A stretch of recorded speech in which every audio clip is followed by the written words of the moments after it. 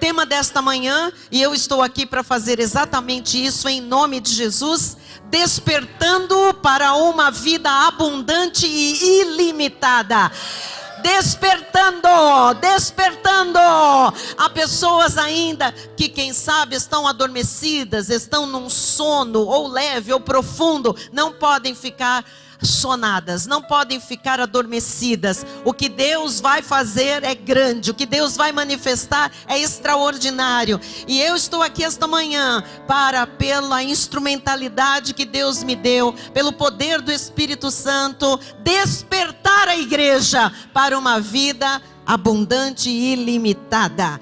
Começamos com Isaías capítulo 42, versículo 9.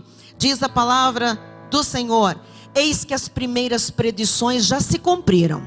Quem já viu palavras de Deus cumpridas em sua vida? Palavras proféticas anualmente cumpridas em sua vida? Diga amém. E novas coisas eu vos anuncio, e antes que sucedam, eu vou-las farei ouvir. Deus vai fazer, Deus vai manifestar, coisas vão suceder. Ele está anunciando o que Ele vai fazer.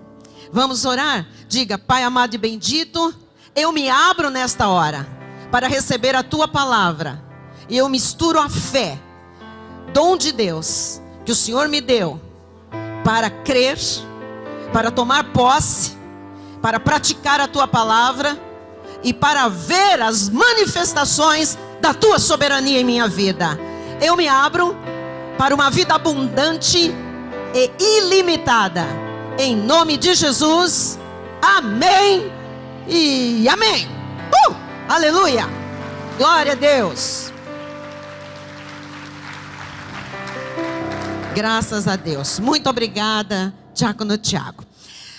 Meus irmãos amados pelo Senhor, eleitos, predestinados em amor desde antes da fundação do mundo, chamados por Jesus, justificados no sangue dele, glorificados, selados com o Santo Espírito da promessa, redimidos, aqueles que já são reconhecidos como família bendita do Senhor nesta terra, proclamadores de manifestações do soberano Deus, vitoriosos em todas as coisas.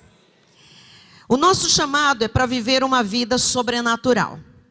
Se fosse para viver uma vida comum, nós não teríamos sido escolhidos pelo Senhor, chamados, justificados, glorificados. Se fosse para viver uma vida igual às outras pessoas que não conhecem o Evangelho, que não conhecem a graça de Deus, nós não estaríamos aqui esta manhã. O nosso chamado, portanto, é para vivermos uma vida sobrenatural. Essa vida sobrenatural é uma vida espiritual, uma vida planejada por Deus. Diga: planejada por Deus. E quem planejou a nossa vida, a consumou. Tudo que Ele planejou, Ele fez. Ele consumou na cruz do Calvário. Ele é o Deus Todo-Poderoso. Mas quando o cristão, ele se deixa levar pelos seus próprios pensamentos, quando o cristão põe de lado a palavra da Bíblia Sagrada, ele acaba por viver por sua própria força, por sua carne. E o seu caminho, naturalmente, tende à derrota. Todos nós temos que aprender e temos que pôr em prática. Aprender, nós temos essa capacidade dada por Deus. Pôr em prática já é uma coisa que depende. Nós temos a capacidade também de pôr em prática, mas a nossa carne não quer nos deixar pôr em prática. E nós temos que aprender e pôr em prática, dia a dia, o tal do andar no Espírito. Porque andar no Espírito é pensar segundo a palavra de Deus. Andar no Espírito é viver pela fé. Andar no Espírito é praticar o amor de Cristo que foi derramado em nosso coração. Então, não é apenas um discurso bonito, mas é uma vida com resultados, uma vida com testemunho. Isso é o que Deus tem para nós. Isso é o que Deus espera de nós. Se este ano nós vamos proclamar nesta proclamação, ou nestas proclamações, estão aí os nossos testemunhos de vida, aquilo que são os feitos do Senhor em nossa vida. Nós precisamos proclamar os resultados de sermos chamados cristãos, crentes em Jesus, filhos de Deus, salvos nesta terra. Então, quem quer atingir os seus objetivos, precisa ter firmeza de pensamentos. Não pode, vagar, né? Não pode cochear entre dois pensamentos. Quem quer alcançar metas, objetivos, realizar sonhos dados pelo Senhor, tem que ter firmeza de pensamentos, tem que ter determinação. É muito bonito falar em determinação, mas isso só é possível se nós não deixarmos a carne vencer as batalhas contra o espírito. Todos os dias, a nossa carne quer aprontar alguma, ou muitas. Todos os dias, nós temos que ter determinação para que a nossa carne não vença aquilo que é espiritual, porque aquilo que é espiritual é o que é vitorioso, é o que vai nos levar a alcançar, a atingir os nossos objetivos. Veja o que Paulo, o apóstolo da graça de Deus, diz em Gálatas 5, 16 e 17. Digo, porém, andai no Espírito, quer dizer, viva a vida da fé, viva pela palavra, pratique o que você aprende da parte de Deus, e jamais satisfareis a concupiscência da carne, jamais a sua carne vai vencer, se você andar no Espírito. Versículo 17 diz assim, porque a carne milita contra o Espírito e o Espírito contra a carne, porque são opostos entre si, para que não façais o que porventura seja do vosso querer. Então, a nossa carne é o grande problema da nossa vida. As pessoas põem a culpa no diabo, as pessoas põem a culpa em outras pessoas, mas a verdade é que todas as nossas quedas, todos os nossos tropeços, todas as nossas até derrotas, elas ocorreram por causa da nossa carne. Pode ser que alguém tenha nos feito alguma coisa má, pode ser que as circunstâncias sejam adversas, mas se a nossa vida estiver andando no Espírito, nós não satisfaremos aos desejos, à vontade da nossa carne, que nos faz fraquejar, cair e ver derrota. Então, como eu estou aqui para lhe despertar para uma vida abundante nesta manhã, para uma vida ilimitada, eu quero que você responda algumas perguntas para você mesmo. Isso é muito sério, porque ao final dessas respostas, você tem alguma coisa da parte de Deus para fazer, para entender, para mudar, para praticar, para ratificar. Então eu começo lhe perguntando, qual tem sido sua atitude diante da vida? Pense um pouquinho, responda isso para você mesmo com total honestidade. Qual tem sido sua atitude diante da vida? Como você tem se colocado diante da família, das pessoas, dos desafios, das oportunidades? Como as pessoas que mais lhe conhecem definem a sua atitude perante a vida? Porque as pessoas que mais lhe conhecem são as que têm um diagnóstico mais preciso a seu respeito, a respeito das suas atitudes. Como você se coloca no mundo? Com confiança e ação ou de forma passiva e acovardada? Você aceita desafios ou você se esconde deles? Você agarra oportunidades ou busca uma desculpa para não ir adiante? Como você se vê na questão da atitude diante da vida? Observe a sua vida neste início de ano. Observe. Hoje é dia 13. Passaram-se já 13 dias desde a virada do ano. Olhe para a sua vida e responda. Você foi para a academia? Ou marcou aquela consulta médica? E assumiu o comando da sua saúde? Ou você deixou mais uma vez para recomeçar na segunda-feira? Ou no mês que vem? Quando você olha para o seu corpo, você sente prazer e orgulho? Vergonha e tristeza? Ou você finge que não está nem aí? Você tem sido referência na empresa em que trabalha? gerando grandes resultados e dessa maneira conduzindo a sua carreira e o seu sucesso profissional? Ou você é mais um que preenche uma vaga de emprego e reclama do chefe da empresa?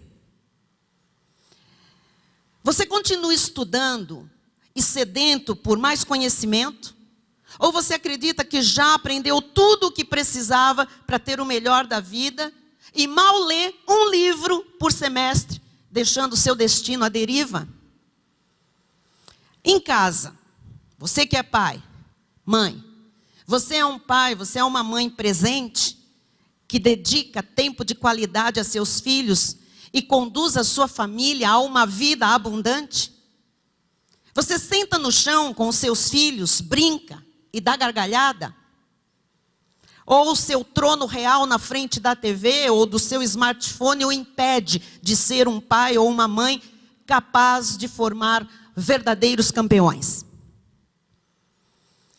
Qual foi o resultado gerado por essas perguntas dentro de você? Quais fichas caíram? Quais fichas ainda não caíram? Você está dando o seu melhor? Você está usando o seu tempo para construir uma vida extraordinária?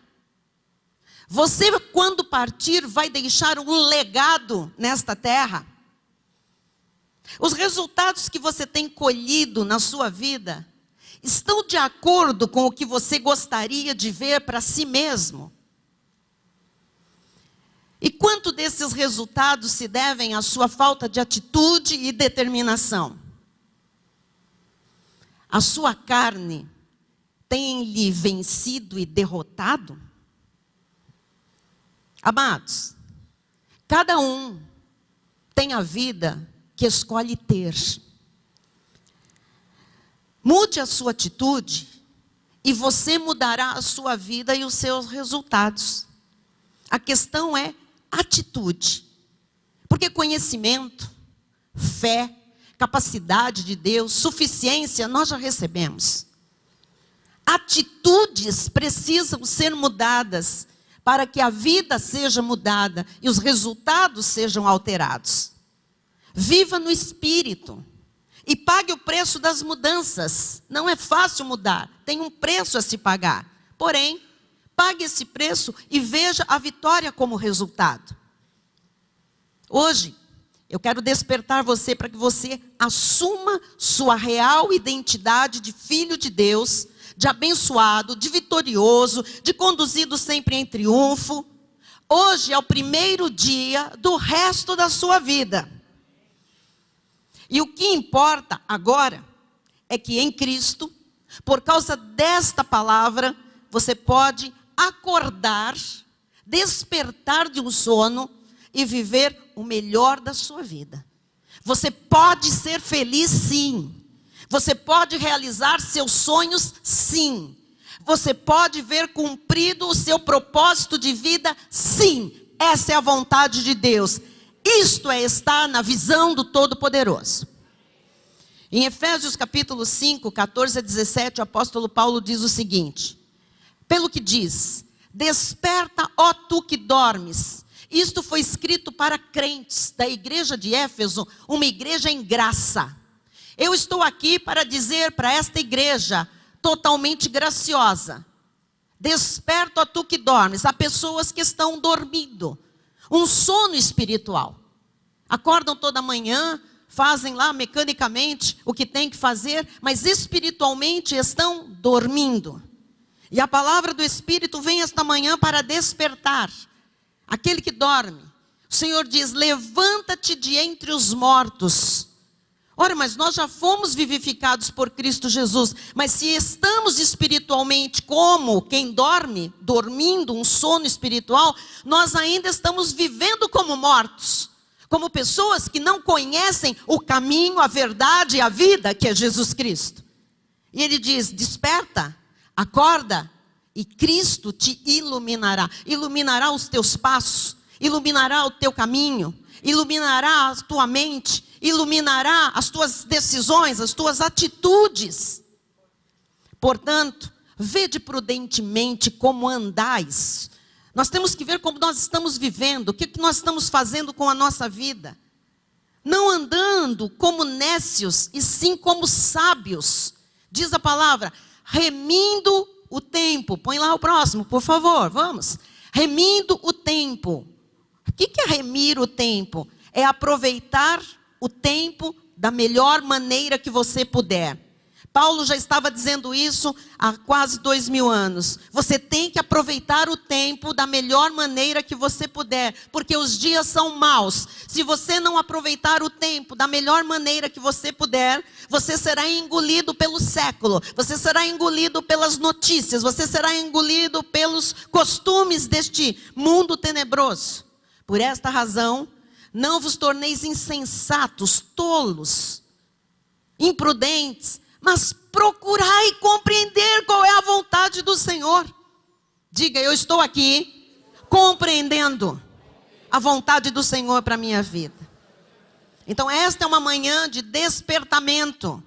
Esta é uma manhã em que o altar vem lhe acordar para a vida. Lhe acordar não é para qualquer vida, para uma vida abundante, para uma vida ilimitada. É o que Deus tem. Aproveite o tempo da melhor maneira que você puder. Amém? Os irmãos estão satisfeitos com a introdução? Amém. Porque agora vem, né? Agora vem o âmago da mensagem. Ponto número 1. Qualquer coisa diferente de abundância é doença. Então, se você não vive em abundância, há uma área da sua vida, ou todas, ou algumas, que estão doentes. E o Senhor não quer gente doente, nem áreas doentes. O bispo Rai terminou a ministração do ofertório lendo a epístola de João, que diz, faço votos por tua prosperidade e saúde, assim como é próspera a tua alma. Ou seja, a obra que Cristo já fez no nosso interior tem que redundar em bênção em todas as áreas da nossa vida. Se você não vive a abundância de Deus, então você está doente. E toda doença deve e merece ser tratada. Você vem a esta igreja para tratar aquilo que ainda não foi sarado. Você vem aqui para receber uma palavra que é poderosa em Cristo Jesus para destruir as fortalezas. Pobreza e miséria são fortalezas, muitas vezes estabelecidas na vida de uma pessoa, porque elas estão estabelecidas na mente da pessoa, na forma de pensar de uma família. João, capítulo 10, versículo 10, diz o Senhor, o ladrão vem somente para roubar, matar e destruir. Então, se a sua vida física, emocional, familiar, relacional, financeira, profissional, não está em abundância, o ladrão está de alguma forma roubando, matando e destruindo. Ele está investindo pesado. Jesus disse, eu vim para que tenham vida e a tenham em abundância. Eu creio que nós estamos aqui para ter e viver a vida abundante. Isto significa o melhor desta terra. E isto é para agora. O Senhor não disse para depois. Em Isaías 1:19 ele diz assim, se quiserdes e me ouvirdes. Isto aqui tem a ver com atitude. Eu quero, eu determino. É isso que eu vou viver. Eu mudo o meu pensamento. Eu mudo as minhas atitudes. Eu quero, eu estou ouvindo o que Deus está falando. E se você quer e se você está ouvindo, comereis o melhor desta terra. Esta terra em que nós estamos habitando agora. Isto aqui não é teologia da prosperidade. Isto daqui não é uma filosofia de riqueza vã. Isto aqui não é construir tesouros aqui, onde a traça corrói, onde a ferrugem corrói, a traça come. Isto aqui é palavra da graça de Deus, isto é herança dos filhos de Deus, isto é direito de um salvo que recebeu Jesus em sua vida, de viver a vida em abundância. Qualquer coisa diferente disso é doença.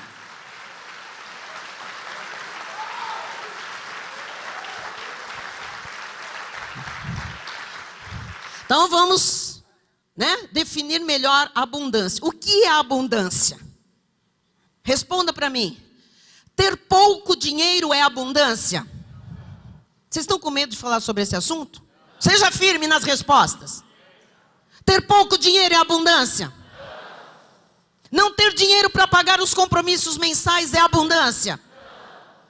Não ter dinheiro no final do mês para poupar, investir ou para ajudar o próximo é abundância? Certamente isso não é abundância. Essas situações são chamadas de doenças financeiras. Área financeira enferma.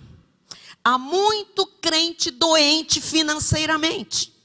Muito.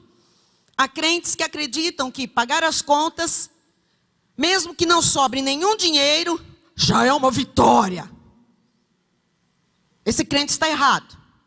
Porque vitória, na verdade, é dizimar, ofertar, pagar as contas e ainda ter dinheiro para investir, para viver bem e para ajudar o próximo. Isso sim é abundância. Então nós vamos hoje desmontar alguns conceitos completamente fora da palavra de Deus. Errados. Dando para eu viver, dando para viver não é a vida abundante que Jesus na cruz consumou para você e para mim. Segundo aos Coríntios 9, 8 e 9 diz assim: Deus pode fazer-vos abundar. O nosso Deus é Deus de abundância. Qualquer pregação contrária a isso é doente, é uma pregação doente, não tem parte com Deus. Deus pode fazer-vos abundar em toda a graça. Toda a graça. A graça é a provisão perfeita de Deus para tudo e para todas as áreas, em todo o tempo. A fim de que, para que nós temos que ter abundância da graça? E nós já recebemos, porque disse Paulo, os que recebem a abundância da graça e o dom da justiça. Então Deus já fez isso. Deus pode fazer-vos abundar em toda a graça. Eu já abundei na graça de Deus, você também. Você é salvo. Então você já abundou a graça do Senhor na sua vida, amém? E para que você foi salvo? Para que você foi alguém alvo da graça do Senhor? A fim de que, tendo sempre, em tudo, ampla suficiência, superabundez em toda a boa, como está escrito, distribuiu, deu aos pobres, a sua justiça permanece para sempre. Então, quando eu sei que eu estou superabundando em toda boa obra, quando é que eu estou vivendo na abundância da graça?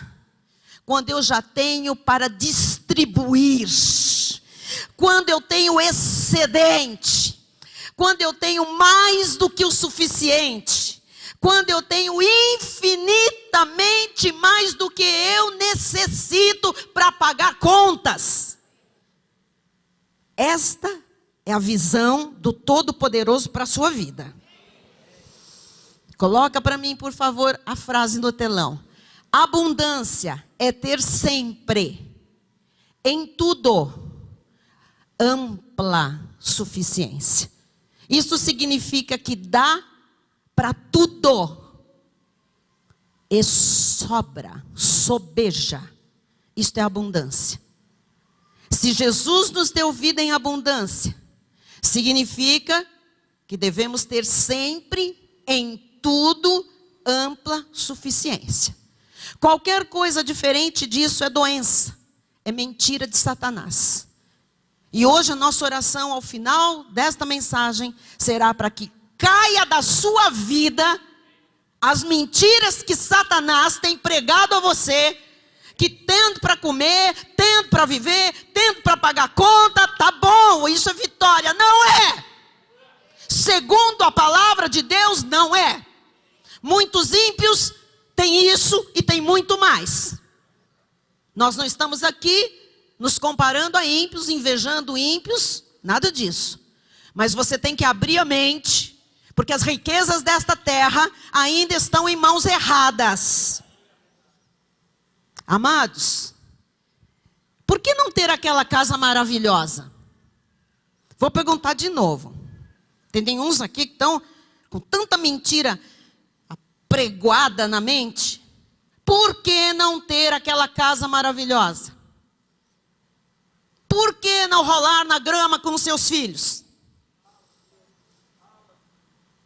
Por que não ter os seus filhos lhe beijando e você os beijando todos os dias, sem precisar de uma data especial para fazer isso? Por que não ter uma saúde abundante para correr, para pular, para subir, para descer, para acontecer, para trabalhar, para se divertir? Por que não caminhar ou correr alguns quilômetros por dia aos 50, aos 60, aos 70, aos 80, aos 90 anos? Jesus quer que tenhamos um estilo de vida em que tudo é abundante. O dinheiro, o amor, a família, a felicidade, a paz, a saúde, o ministério, tudo abundante. Esse é o estilo de vida da Bíblia. E qualquer pregador que se levante por aí, dizendo que nós estamos apregoando prosperidade, e que Deus não vai dar prosperidade a todo mundo, ele é mentiroso, instrumento do diabo. Nem todos terão as mesmas coisas, as mesmas quantias, mas todos nós, segundo a nossa capacidade, vamos receber de Deus talentos para serem multiplicados nesta terra, e todos nós vamos viver bem, sim.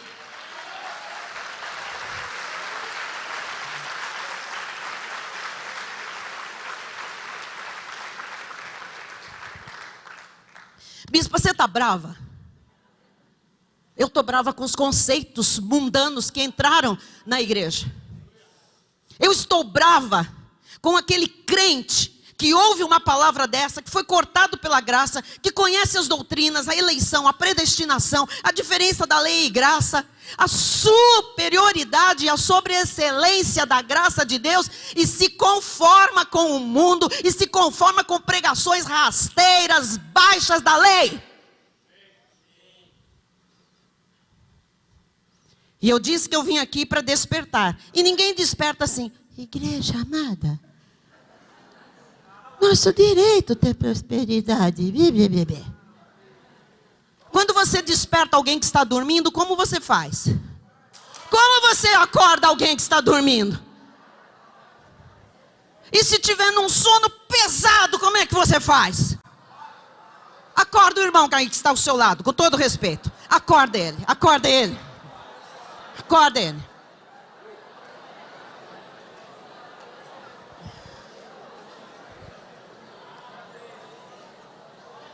Abre o seu iPad.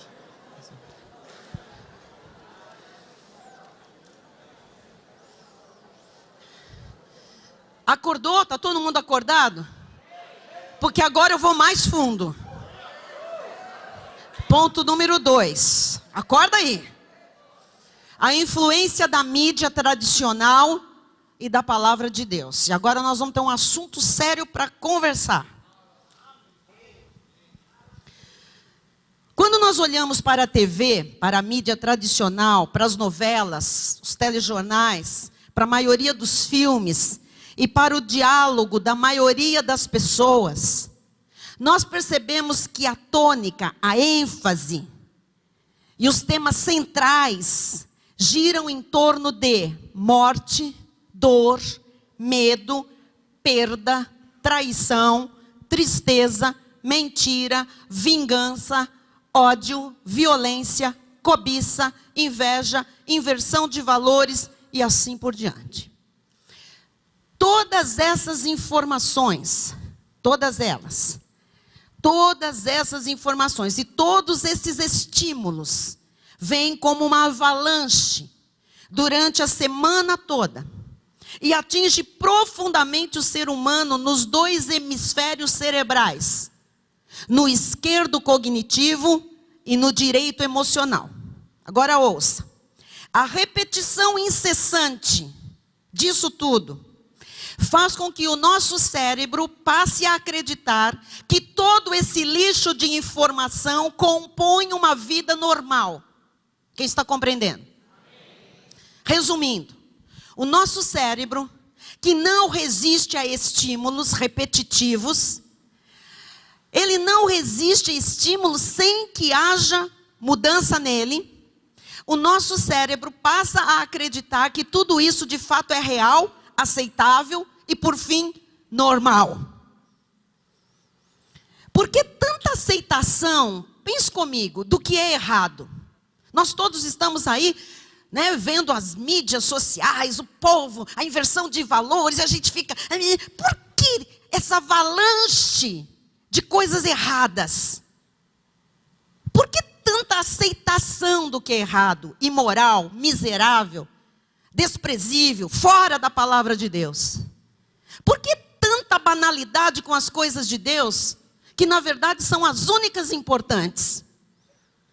A neurociência mostra, estudo científico do nosso cérebro, mostra que o nosso cérebro acaba por aceitar e até mesmo procurar o padrão que mais se repete. Então, você hoje tem que tomar uma atitude, porque aquilo que mais o teu cérebro repete, aceita, ouve, recebe como repetição, é o que mais ele vai aceitar como normal. Então, preste atenção. Por isso, a maioria das pessoas aceita viver uma vida medíocre, sem questionamentos e sem maiores expectativas. Uma vida abaixo das reais possibilidades e da herança recebida em Cristo Jesus. O bispo Fernando foi extremamente usado na segunda-feira, quando elaboramos o projeto de Vitória, e ele lançou aqui quanto você passa na frente da TV? Ele não sabe que Deus já vinha me falando, e nós não tínhamos conversado, a respeito da repetição de falas, de valores, de conceitos, de informações, e o poder que isso tem de fazer o nosso cérebro aceitar isso como verdade e como um estilo normal de vida. Então, agora responda para mim. Quanto tempo você passa recebendo o lixo das informações do mundo? E quanto tempo você passa lendo a Bíblia, ou aqui dentro desta santa igreja? Faça uma simples comparação. E veja o que é que está impregnando o seu cérebro. E aquilo que é a sua vida é o resultado do que você imagina. Portanto, se você imagina aquilo que tem sido lançado pela mídia, pelo mundo, pela informação baixa, sem valores, é isso que você vai se conformar em viver, em ter. É isso que você vai aceitar como verdade. 1 Coríntios 15, 33, o apóstolo Paulo diz assim: não vos enganeis, as más conversações, e aí entram aquelas mesas redondas da televisão, os telejornais, muitos filmes, novelas, são más conversações, corrompem. Ele já foi lá embaixo, nos bons costumes, porque antes de corromper bons costumes, fez uma lavagem das coisas corretas que você recebeu na infância, de valores corretos de Deus, da palavra. Corromperam e você está pensando, o seu cérebro se adaptou a algo que acha que é verdade, pela repetição, e você se conforma, e ao se conformar, as suas atitudes estão corrompidas. É por isso que nós vemos inúmeros adolescentes, jovens, filhos de crentes, defendendo ideologia de gênero, defendendo marxismo cultural. Eles estão recebendo lixo, a mente deles está se adaptando pela repetição do lixo que ouvem nas escolas, nas faculdades, nos cursinhos, na mídia, nas rodinhas. Eles estão sendo adaptados mentalmente a algo para acharem normal. O seu cérebro tem uma tendência a achar sexo antes do casamento. Aliás, eles estão sendo bombardeados dia e noite, dia após dia com isso. É por isso que depois isto vira normal, os seus comportamentos vão ser assim. E as pessoas dizem: como? Foi criado na igreja. Criado na igreja. Vem uma vez por semana, ou vem quando lhe dá na telha. Frequenta. De vez em quando. E foi criado. Quem é criado? As pessoas estão sendo criadas é pelo mundo. Com uma Bíblia na mão, mas que não abrem para ler. Um sermão bonito que não sabem nada na segunda-feira do que foi pregado. E a vida mostra o que está no cérebro.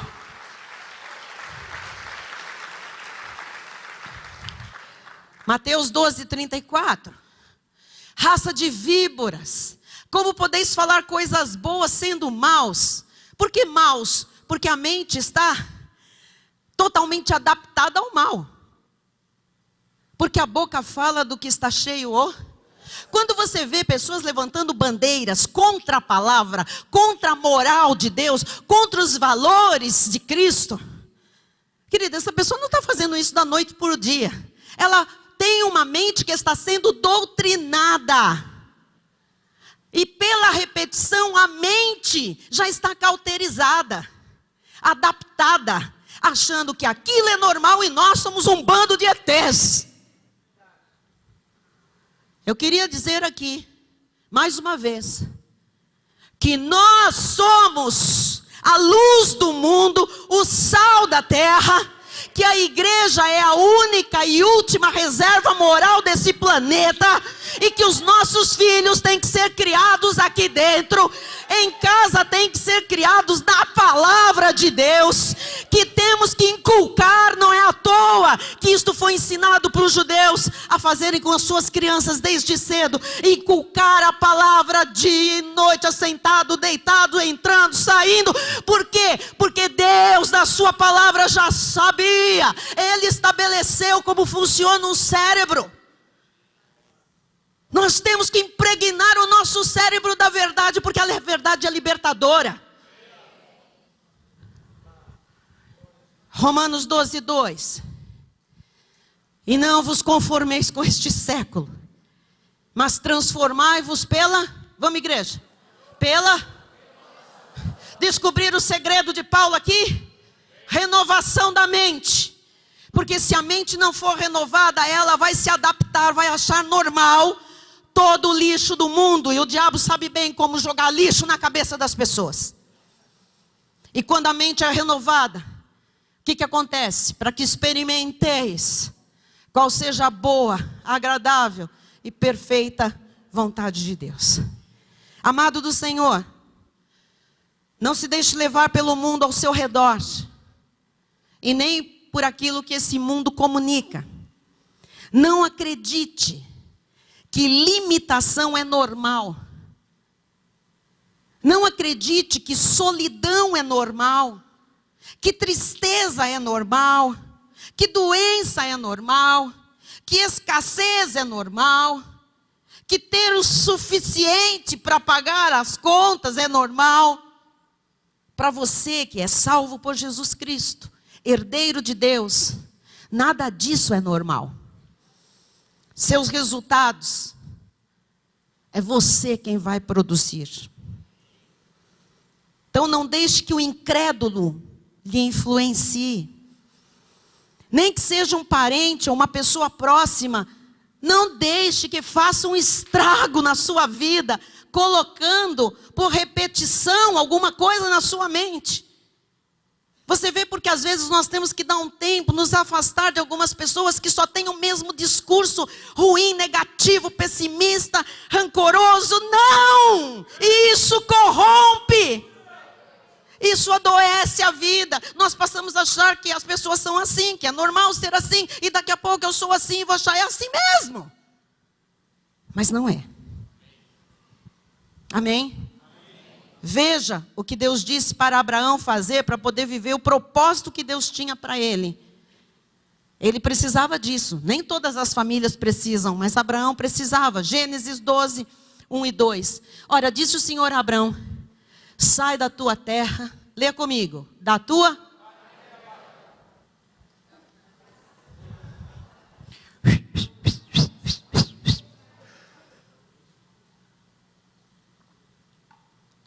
Porque o que Abraão tinha para viver da parte de Deus, ele tinha que ter a mente, ele tinha um tempo para esperar, para perseverar. Se ele ficasse lá na parentela ímpia, idólatra dele, sai da tua terra, sai da tua parentela. Eu não estou mandando ninguém abandonar ninguém. Eu estou lhe mostrando a capacidade de palavras, de informações, de repetições, de comportamentos, a importância que isso tem no cérebro de quem está ao lado. Sai da casa do teu pai e vai para a terra que te mostrarei. Só quando ele pudesse ficar só com Deus, com a palavra de Deus, versículo 2, é que disse o Senhor a Abraão. Eu já falei o 2? Já? Amém. Então, amados, por favor, não fiquem chateados, não fiquem tristes aqui. Deus não está mandando ninguém abandonar a família, ao contrário, nós somos pessoas de família. Mas nós temos que ter discernimento das coisas. Amém? 1 Coríntios 2,14, diz assim a palavra do Senhor. Ora, o homem natural são as pessoas que não são salvas por Jesus. Não aceita as coisas do Espírito de Deus. Vai falar que menino não nasce menino, que menino não nasce menino. Coitada, a mulher falou de rosa e azul. Virou a discussão de um país tem tanta coisa difícil para resolver. Mas na cabeça de quem? Eu pergunto, você se importou se ela falou rosa ou azul?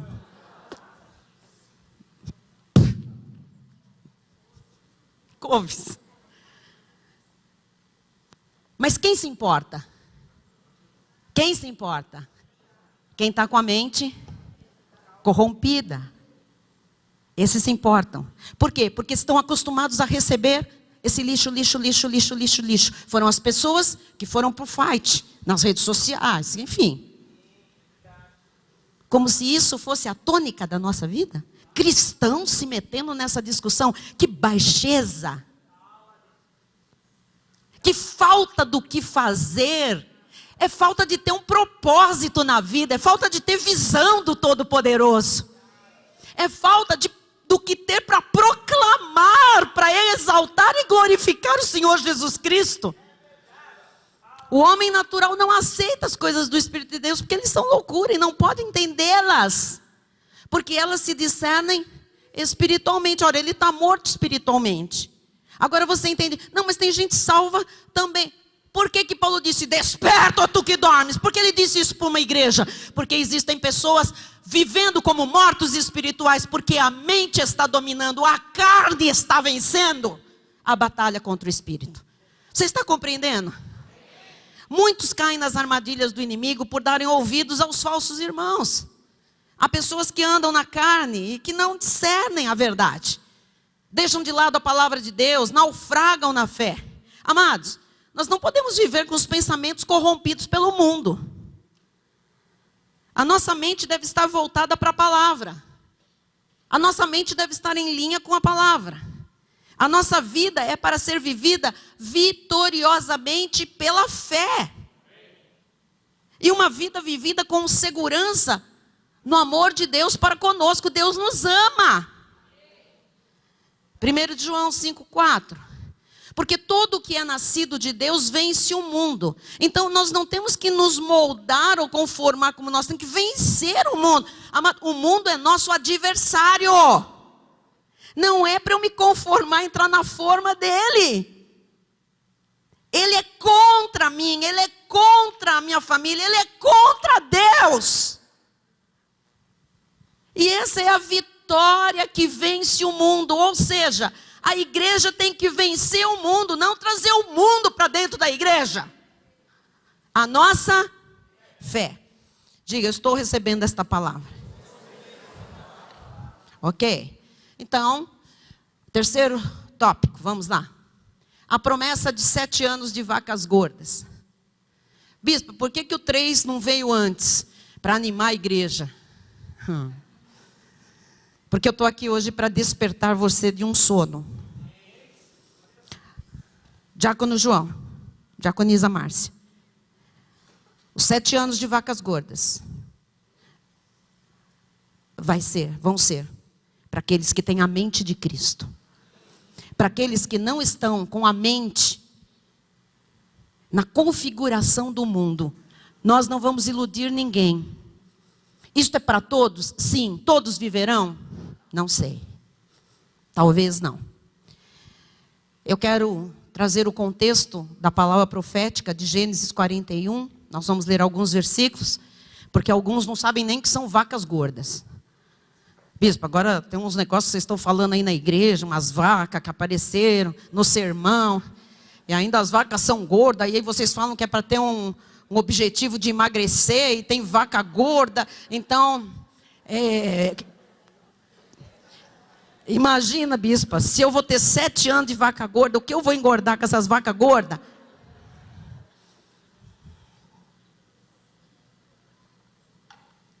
Isto é uma simbologia de um sonho que um faraó teve um dia, e era uma direção de Deus, era a visão que Deus estava dando para a nação, para o reino do Egito, e que quem interpretou foi José, que nós começamos a fazer uma retrospectiva da vida dele aqui na última quinta-feira. Pegue esta mensagem que foi preciosa. Então, Gênesis 41, 1 em diante, diz assim, vamos lá.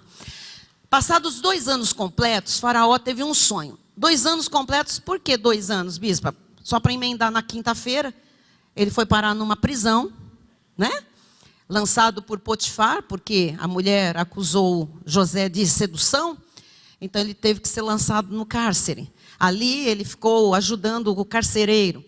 Ali ele conheceu muitas pessoas. Naquela prisão específica estavam os prisioneiros do rei. Aqueles que cometiam delitos contra o faraó iam para esta prisão. E como José era um escravo de um comandante do rei, ele também foi levado para essa prisão.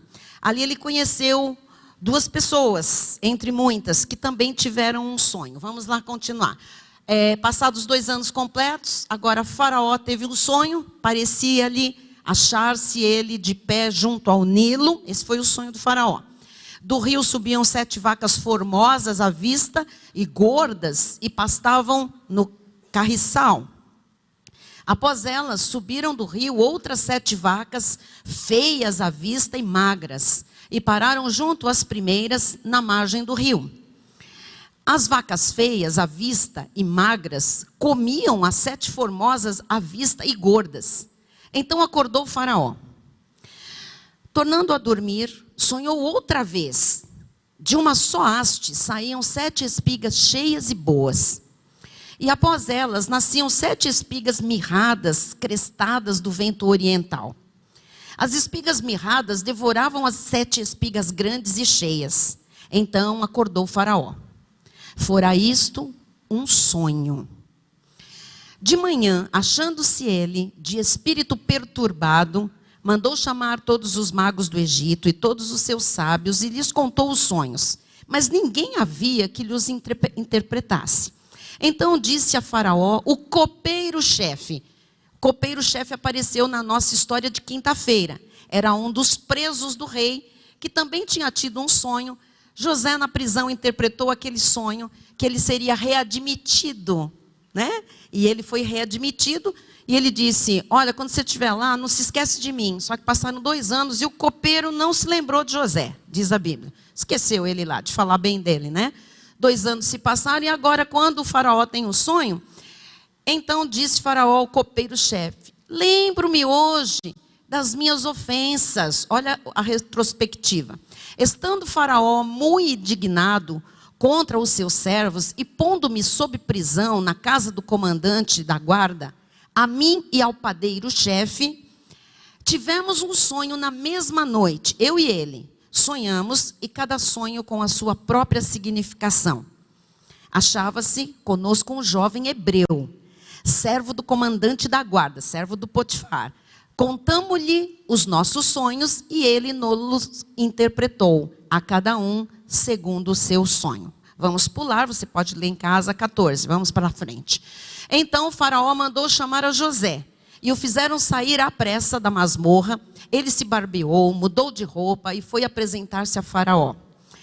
Este lhe disse: tive um sonho e não há quem o interprete. Ouvi dizer, porém, a teu respeito, que quando ouves um sonho, podes interpretá-lo.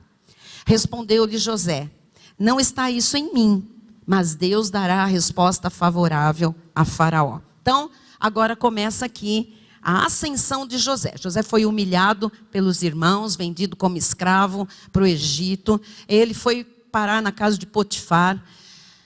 Deus era com ele, mas a mulher de Potifar queria se deitar com ele. Ele não quis, fugiu. Mulher inventou uma história. Ele foi colocado na prisão. Na prisão, Deus era com ele. Ele ficou o chefe ali, ajudando o carcereiro com os outros presos. Dois presos sonharam. Ele interpretou os 2 sonhos. Um deles voltou para o palácio do faraó. 2 anos se passaram. Agora Faraó sonha. Agora ele é levado para interpretar o sonho de Faraó. Então eu disse aqui na quinta-feira e repito: não importa o que a gente passe na vida, todas as coisas estão cooperando para o bem daqueles que amam a Deus, daqueles que são chamados segundo o seu propósito. Eu quero que você pense em José. Ele não deve ter entendido nada. Por que os irmãos o lançaram naquele buraco? Por que ele foi vendido como escravo, sendo que ele era um homem rico e ele era um homem livre? Por que ele foi parar na casa de Potifar? Por que aquela mulher dos infernos, aquela filha da perdição, fez aquilo com ele? Por que ele estava de novo num cárcere? Por que esqueceram dele na prisão? Por que agora ele é levado diante do faraó, autoridade máxima naquele momento no mundo? Então, assim, você pode ter muitos porquês na vida. Entenda que se você está em linha com a palavra de Deus, se você é temente a Deus, se você tem um coração segundo o coração de Deus, assim como José, tudo que está te acontecendo está te levando para a realização do seu sonho, daquilo que Deus colocou no seu coração, do propósito maior da sua vida, amém? Vamos continuar, eu vou pular, em casa podem ler todos esses capítulos, tá? 41, 25 em diante.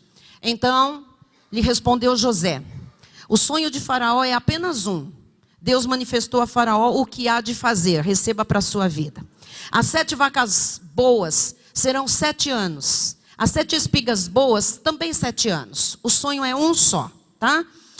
As 7 vacas magras e feias que subiam após as primeiras serão 7 anos, bem como as 7 espigas mirradas e crestadas do vento oriental serão 7 anos de fome. Então tudo testificava que seria um período de 7 anos. Esta é a palavra, como acabo de dizer a Faraó, que Deus manifestou a Faraó, que ele há de fazer.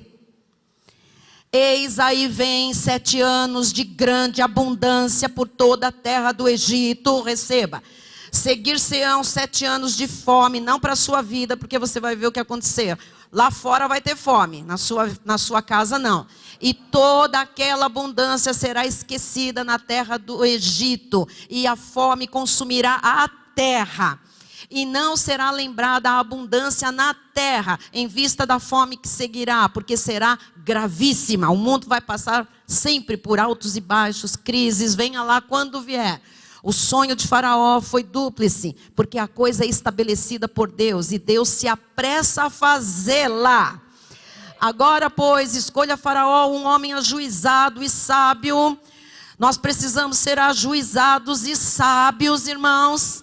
E o ponha sobre a terra do Egito. Agora começam os 7 anos com muito juízo e sabedoria. Faça isso, Faraó, e ponha administradores sobre a terra. E tome a 5ª parte dos frutos da terra do Egito nos 7 anos de fartura. Ajuntem os administradores toda a colheita dos bons anos que virão. Recolham cereal debaixo do poder de Faraó para mantimento nas cidades e o guardem. O que o Senhor falou profeticamente aqui a semana passada? Celeiros, façam celeiros. Pensem em contas bancárias, pensem em aplicações, pensem onde vão colocar o que vai chegar da parte de Deus. Assim o mantimento será para abastecer a terra nos 7 anos da fome que haverá no Egito, para que a terra não pereça de fome. O conselho foi agradável a Faraó e a todos os seus oficiais. Espero que você esteja se agradando da palavra profética. Disse Faraó aos seus oficiais: acharíamos porventura homem como este, em quem há o Espírito de Deus? Quem aqui tem o Espírito de Deus? Diga: eu tenho o Espírito Santo de Deus. Diga: eu sou como José. Diga: sábio, prudente, inteligente, ajuizado. Aleluia, glória a Deus.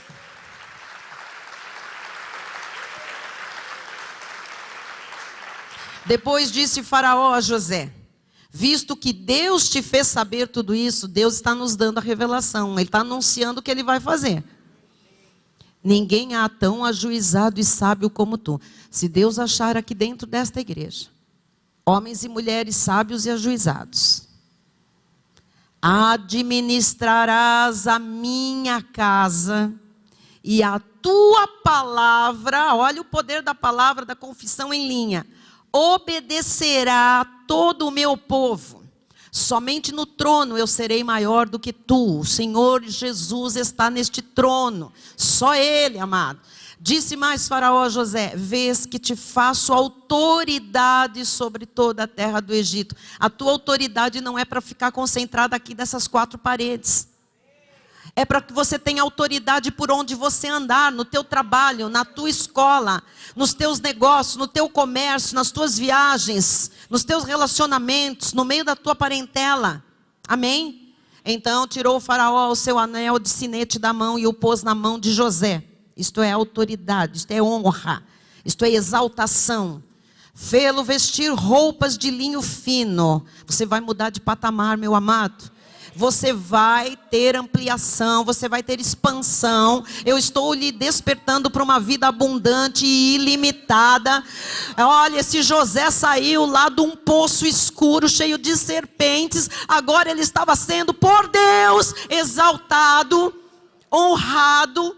Olha, fê-lo vestir roupas de linho fino e lhe pôs ao pescoço um colar de ouro. Receba, receba, receba o que Deus quiser te dar, te colocar, para te honrar, para que você seja visto como um filho de Deus, sábio, ajuizado, temente, que vai viver as manifestações da soberania de Deus este ano. Versículo 44. 43. E fê-lo subir ao seu segundo carro, e clamavam diante dele: inclinai-vos. Desse modo o constituiu sobre toda a terra do Egito. Disse ainda Faraó a José: eu sou Faraó, contudo sem a tua ordem ninguém levantará a mão ou pé em toda a terra do Egito. Se você não assumir essa autoridade hoje, quem vai assumir?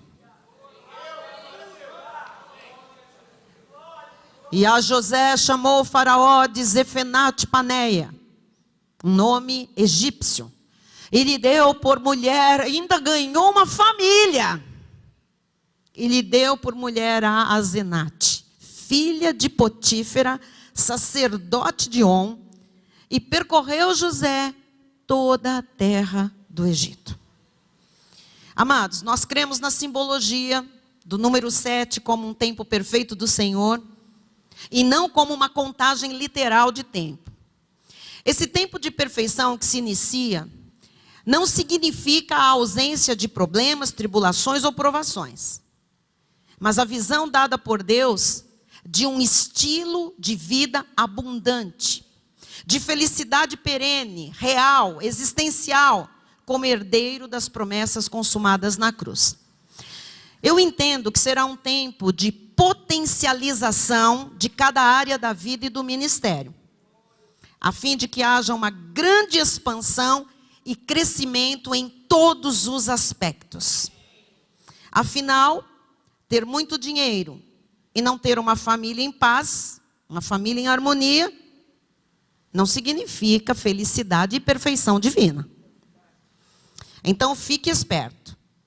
Sua vida não é o que você diz que é, e sim o que é percebido, visto e presenciado na prática. Não adianta você dizer que é um bom pai e que seus filhos são felizes, se você não dedica tempo de qualidade a eles. Não importam as nossas certezas sobre o que acontece no dia a dia. Não, é isso, é aquilo. Não importa. O que importa são nossos comportamentos. E, em especial, os resultados gerados e percebidos por todos. Afinal, há uma grande nuvem de testemunha olhando para você e para mim. Você quer saber quem você tem sido como cônjuge? Olhe para o seu casamento. Olhe quantas vezes o seu marido, a sua esposa lhe beija. Olhe o respeito que existe entre vocês. Observem como dormem e como acordam. Quantas vezes vocês se olham nos olhos? Quantas vezes ao longo do dia vocês se abraçam? Amado, amada, seja sincero e corajoso para olhar para a sua vida como de fato ela tem sido. E se ela não está abundante, é hora de acordar e começar a agir. Não se vitimize pelo seu estado atual. Mas lembre-se que José foi vítima da sua própria família, da mulher ímpia de Potifar lançando-o na prisão, do copeiro-chefe do faraó, que o esqueceu quando saiu da prisão. José foi sempre sincero, corajoso e fiel em tudo.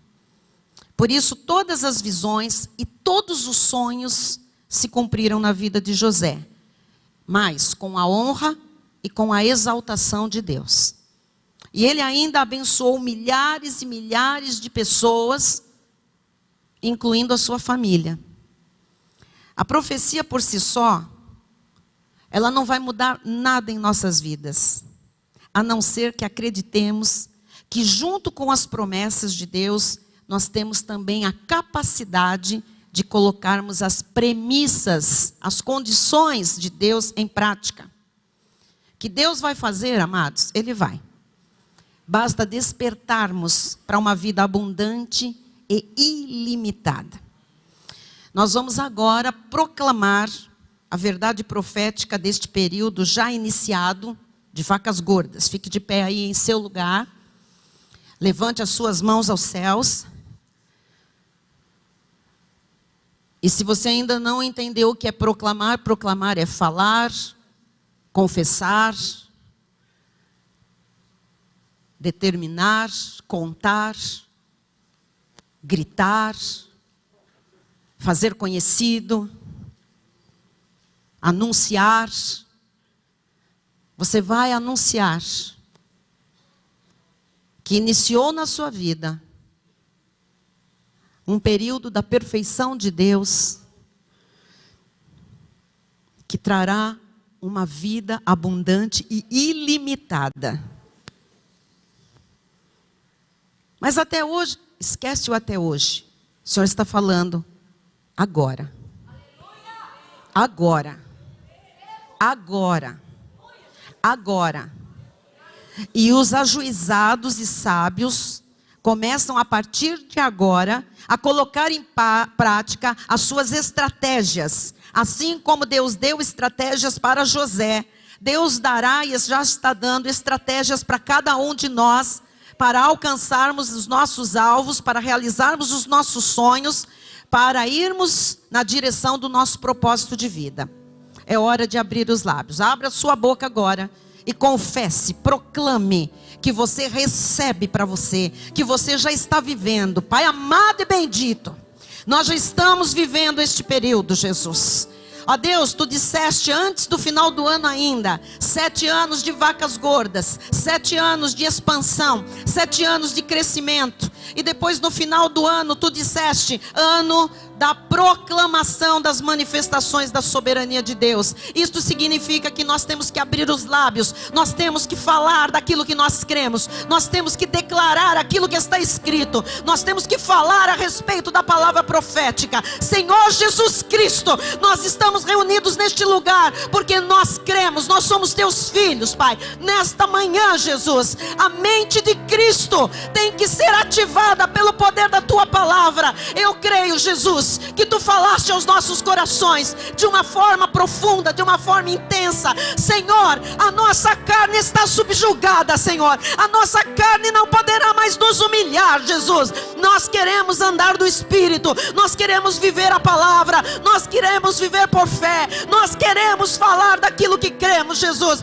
Nós aniquilamos agora, Jesus, todo o lixo que tem sido despejado sobre a nossa vida, sobre as nossas famílias, sobre as nossas casas, Jesus. Ó Deus, o Senhor nos está dando entendimento, Pai, do poder que tem o nosso cérebro, o poder que tem, Senhor, a nossa mente, os nossos pensamentos, Jesus. Por isso Tu disseste: transformai-vos pela renovação da mente. Nesta manhã eu clamo, Senhor, para que mentes sejam renovadas, para que mentes sejam renovadas, Pai. Que esse lixo do mundo saia, que essas ideologias satânicas saiam das mentes das crianças, dos adolescentes, dos jovens, dos adultos. Pai, eles estão equivocados, eles estão adormecidos, eles estão como os ímpios, Jesus, proclamando coisas que são contrárias, que Te entristecem, ó Deus, que são coisas amargas, Pai, para o povo de Deus. Nós estamos aqui hoje, Senhor, expurgando essas mentiras. Nós estamos aqui, Senhor, pedindo: lava-nos, lava-nos, lava a mente, Senhor, lava a mente, Senhor, lava de todo esse lixo que tem sido lançado, Senhor. Lava a mente, Jesus, lava a mente, transforma vidas, Pai. Só Tu podes fazer isso. A Tua palavra é poderosa, a Tua palavra corta, a Tua palavra separa carne de espírito, Pai. Essa palavra tem poder de trazer à existência aquilo que não existe, Jesus. Jesus, queremos o capacete da salvação, Pai, a proteção da nossa mente. Jesus, como disse o Bispo Fernando, somos inconformados, Pai. Não nos conformamos com o século, nunca nos conformaremos com o mundo. Somos radicais naquilo que cremos, Pai.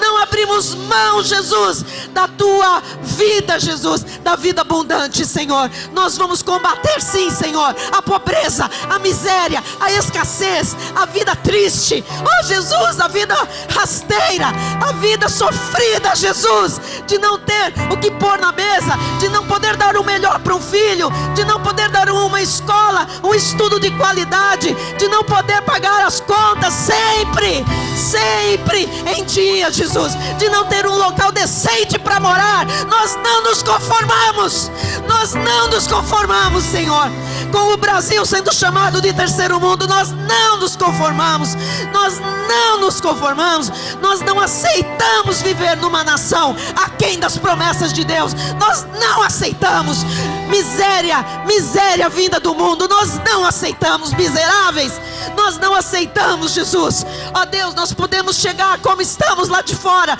mas não podemos permanecer na miséria, permanecer no opróbrio, permanecer na vergonha, na desonra, Pai. Tu és o Deus que nos honra, Tu és o Deus que exalta, Tu és o Deus que nos coloca no dedo um anel, Tu és o Deus que nos coloca no pescoço, Senhor, um cordão de ouro. Tu és o Deus, Jesus, que muda as nossas roupas sujas e nos coloca, Senhor, uma túnica de linho. Jesus, o Senhor nos levanta, o Senhor nos tira do monturo, o Senhor nos faz assentar entre os príncipes desta terra. Ó Deus, levanta este povo com o Teu poder. Ó Deus, o Teu braço está estendido, o Teu braço está estendido, o Teu braço está estendido, Jesus, sobre nós, Pai. Oh Jesus, Jesus, oh Jesus, levanta aqui um exército da graça de Deus, um exército de homens ajuizados, homens retos em todos os seus caminhos, Senhor, pessoas sábias que pratiquem, ó Deus, que ninguém se esqueça agora, depois do almoço, qual foi a Tua palavra, que amanhã ninguém se esqueça do que Tu falaste hoje, meu Deus. Meu Deus, essa é a palavra, essa é a palavra que muda vidas, essa é a palavra que levanta, que cura, que sara, que liberta. Essa é a palavra. Ela não voltará para o Senhor vazia. vazia. Lembre-se da vara de amendoeira. Ele está velando para apressadamente Ele vai cumprir. Nós veremos frutos mês a mês, diz o Senhor. Mês a mês, diz o Senhor.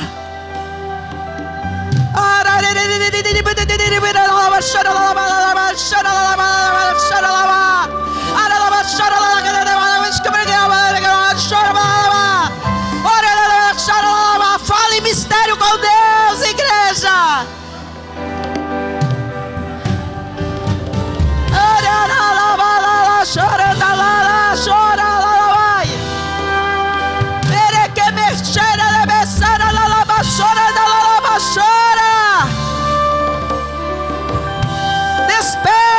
Desperta, tu que dormes. Levanta-te de entre os mortos e Cristo te iluminará. Aleluia, aleluia, aleluia. Quem sente, tem certeza que esta manhã foi despertado para uma vida abundante e ilimitada. Diga amém. Aleluia, acorde. O que Deus tem para você é ilimitado. Aleluia, aleluia. E isso não é para daqui um ano, começou já está vigorando a palavra. Amém. Bispo, a bênção. Amém, aleluia. Estenda sua mão na direção do altar. O Deus da esperança vos encha de todo gozo e paz do vosso crer, para que sejais ricos de esperança no poder do Espírito Santo. E aqueles que foram despertados para uma vida abundante e ilimitada em suas vidas, digam amém. Amém. Acorda. Desperta. Espreguiça desse sono que você foi acordado. Aleluia.